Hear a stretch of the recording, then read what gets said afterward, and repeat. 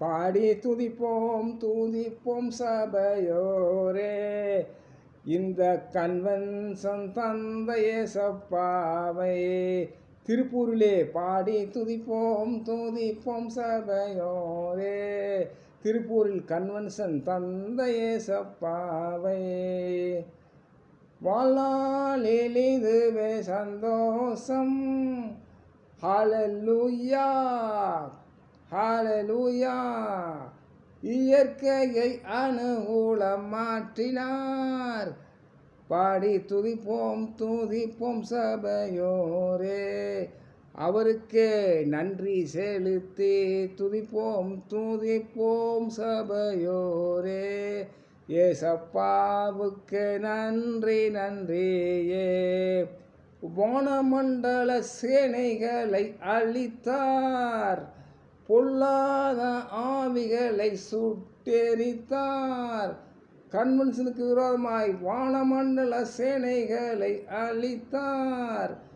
கன்வென்ஷனுக்கு விரோதமாக பொல்லாத ஆவிகளை அழித்த, பாடி துதிப்போம் துதிப்போம் சபையோரே. நன்றியோடே ஏசப்பாவுக்கு நன்றி செலுத்தி பாடுவோம். ஆமேன். பிரியமானவர்களே, ஆதியிலே வார்த்தை இருந்தது, அந்த வார்த்தை தேவனாயிருந்து மாம்சமாய் பூமியிலே வந்தார். அவர் வந்து இயேசு எனும் நாமத்தில் வந்தார். அவர் யோவான் 3:5 சொல்லியிருக்கிறார், ஜலத்தினாலும் ஆவியினாலும் பிறக்காவிட்டால் தேவனுடைய ராஜ்யத்தில் பிரவேசிக்க மாட்டீர்கள் என்றார். பிரியமானவர்களே, ஜலத்தினாலும் ஏசப்பா சொன்னது, ஆதியிலே வார்த்தை இருந்தது, அந்த வார்த்தை மாம்சமாய் சொல்லியிருக்கிறார். ஜலத்தினாலும் ஆவியினாலும் பிறக்க வேண்டும், அந்நிய பாஷை அடையாளத்துடன். அது மட்டுமல்ல, வடதிசையிலே அவருடைய சன்னிதானம் இருக்கிறது.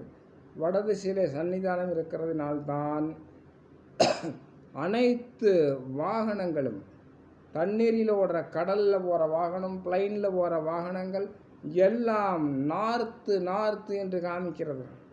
North south. சவுத்தில் வந்து நரகம், நார்த்தில் கடவுளுடைய சன்னிதானம். பிரியமானவர்களே, இது சரித்திரமான உண்மை. குடியேறும் பொழுதும் கூட வடதிசையை நோக்கித்தான் கேட்கிறார்கள் வீடு. அதே போல் கிழதிசையை நோக்கித்தான் கேட்கிறார்கள். கிழதிசையிலே கடவுள் உண்டாக்கின முதல் மனிதன் ஆதாம் ஏவாளுக்கு கிழதிசையிலே தான் தோட்டம் உண்டாக்கி கொடுத்தார். அதுதான் வடக்கும் கிழக்கும் மனிதனுக்கு ஆசீர்வாதமாக இருக்கிறது. தெற்கே நரகம் இருக்கிறது. நன்றாக கவனித்து கொள்ளுங்கள். வடதிசையில் இறைவனுடைய சன்னிதானம் ஒன்று, கிழதிசையிலே ஏதேன் தோட்டத்தை உண்டாக்கினார், அது ஒரு வல்லமை. இரண்டாவதாக நார்த்து சவுத்து காமி, ரெண்டு ஒன்று சேராது. இந்த பூமியின் அடியிலே தானே எரிநரகம் இருக்கிறது. 12 மைல் கீழே வெட்டி பார்க்கும்பொழுது உள்ளே அவர்களால் போக முடியவில்லை. அங்கே தீயை குழம்பும் எரிந்து வெளியே வந்து கொண்டிருக்கிறதுனால போக முடியல. அங்கே மனிதர்களுடைய சத்தம். இங்கே பூமியின் அடி, வேதம் சொல்லுகிறது பூமியின் அடியில் கீழே நரகம் இருக்கிறது என்று. தெற்கு திசையிலே பூமியின் அடியிலே, அதிலிருந்து சில இடத்திலே பார்த்தீர்கள் என்றால் பூமியிலே எரிமலை குழம்பு தாங்க முடியாமல் வெளியே வருகிறது. கந்தகம், கடல் கீழிருந்து கொப்பளித்து கொண்டு வருகிறது.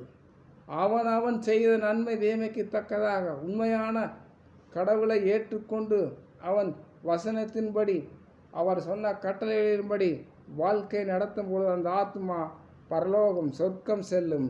இல்லை என்றால் அந்த ஆத்மா பூமிக்கடையில் பாதாளம் நரகம் செல்லும். அதுவரைக்கும் இடையில மறித்தாலும் கூட அந்த ஆவிகள் இந்த பூமியிலே சுற்றி கொண்டிருக்கும். பிரியமானவர்களே, நீங்கள் நன்றாக கவனித்து கொள்ளுங்கள். இதில் இயற்கை வடதிசை தென் திசை, இதிலே தான் மார்க்கம் காமிக்கக்கூடிய வல்லமை. வடதிசையிலே கடவுளுடைய சன்னிதானம். அதனால் ஏசப்பா சொல்லியிருக்கிற ஒவ்வொரு வசனங்களும் நிறைவேறி கொண்டிருக்கிறது. எரிமலை குழம்பு வெடித்து கொண்டிருக்கிறது. சீக்கிரமாக பூமி கொந்தளிக்கப் போகிறது. ஏசப்பாவை ஏற்றுக்கொள்ளுங்கள். அவரே வழியும் சத்தியும் ஜீவனுமாயிருக்கிறார். அவர் இல்லாமல் பரலோக ராஜ்யம் செல்ல முடியாது. அதனால் ஏசப்பாவிடம் நெருங்கி வாருங்கள் பிரியமானவர்களே. கர்த்தர் உங்களை ஆசீர்வதிப்பார். God bless you. Amen.